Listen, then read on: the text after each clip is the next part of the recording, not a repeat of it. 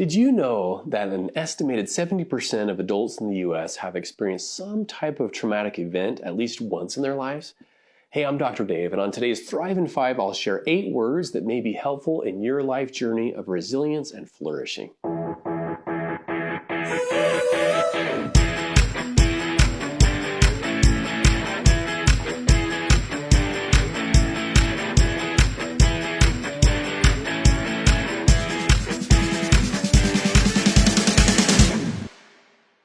Before we get going, I'd love for you to take 2 seconds and subscribe so you can get easy access to all my videos.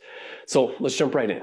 While it's true that all of us experience challenges and stress in our lives, most of us will also experience trauma as well. For some, it may be a single incident such as a bad accident or watching a loved one die, or a long process such as divorce.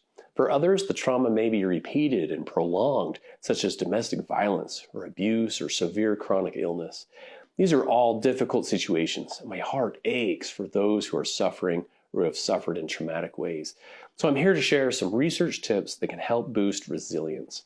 And my definition of resilience is basically the ability to thrive, adapt, and cope despite tough and stressful times. It's the good news we need to counterbalance the traumatic, adverse experiences in our past or present. So the first 2 words are search inward. Each of us are born with inner strengths, gifts, and talents. The first step is to search inward and discover these, cultivate them, and use these inner character strengths. In fact, here's a homework assignment. Take some time to complete the free VIA Signature Strength Survey at viacharacter.org.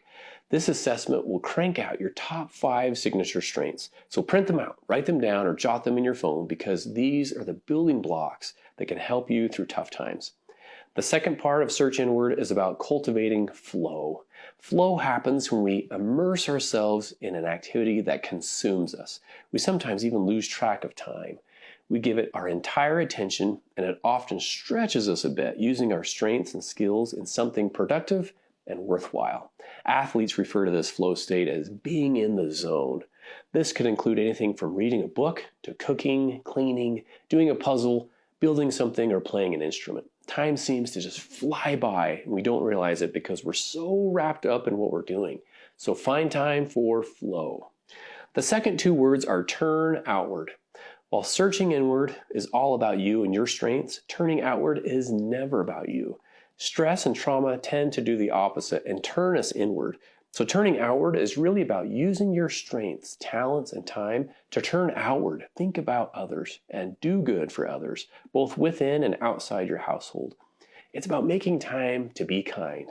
It's about not just feeling grateful, but expressing gratitude and appreciation to others through a text, a phone call, or a thoughtful act of service. It's a smile. It's showing love. Turning outward is action-oriented. It's both feeling and doing. In fact, across dozens of studies, doing a kind act produces a brief high of happiness faster than any other exercise scholars have studied. So let's try it right now.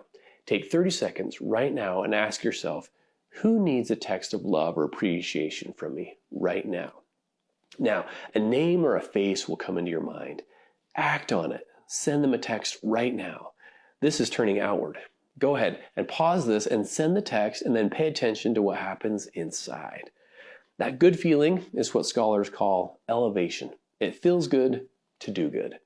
Turning outward is also about turning to loved ones, friends, and family for support during or after a crisis. In fact, some studies show that social support is one of the strongest predictors of resilience. In some cases, this means reaching outward for professional counseling and therapy. Okay, so we have search inward and turn outward.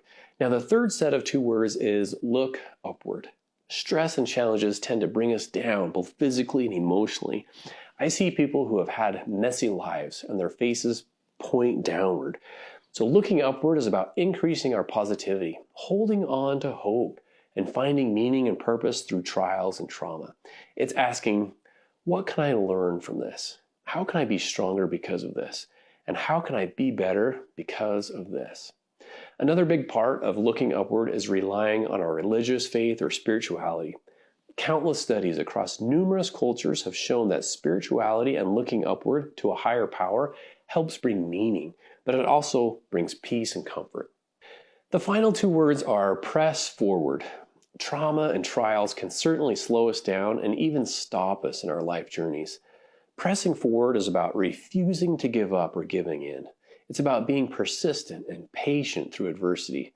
Sometimes we get stuck in the past and want to rehash it over and over in our minds with others.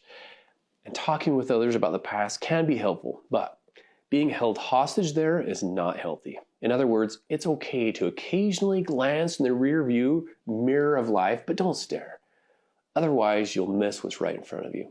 Pressing forward is also about cultivating realistic optimism, which is the firm belief that your behavior really matters.